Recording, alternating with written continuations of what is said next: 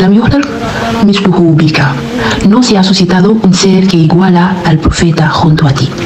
Lam yuhlaq misluhu bika es una palabra que Sheikh Ahmad Bamba usó como acróstica para componer un poema que comienza con Lam yabdu mislul Mustafai Muhammad. Este poema es una alabanza en estado puro. Su construcción es muy especial. La locución en árabe con 12 letras. Estamos en presencia de un hasida de 12 versos. La métrica es el rayas, como Jawartu, Taisrul Asir o incluso el Matlabu Shifai. El tema central es la preeminencia, la singularidad del profeta Muhammad sallallahu alaihi wasallam.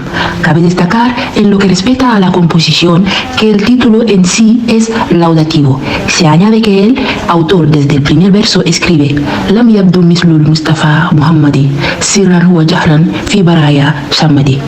Nunca apareció y nunca aparecerá una criatura que parezca al elegido más puro, al Mustafa sallallahu alaihi wasallam. Este punto es un punto último que hace el vacío alrededor del profeta sallallahu alaihi wasallam, mostrando que es incomparable. Es un total. De hecho, en este mundo solo pueden existir cosas ocultas o aparentes, sirran o jahran. Sin embargo, en la prueba de lo invisible, el profeta sallallahu alaihi wasallam es incomparable, al igual que sigue siendo incomparable en la prueba de lo oculto. Por lo tanto, el poema podría hacer cabido en un solo verso. Pero el Sheikh añade Madalana al-Islama wal-Kufra maha wabin nasihati likulli samaha. Aquí el autor aporta el argumento que demuestra que la mejor de las criaturas es incomparable.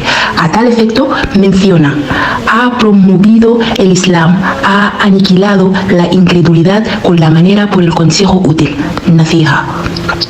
El versículo 3 viene a endurecer más la apuesta cuando Sheikh al-Hadim declara: Él ha llevado a Allah a quien quiera que lo siga de manera manifiesta o oculta, en todo momento.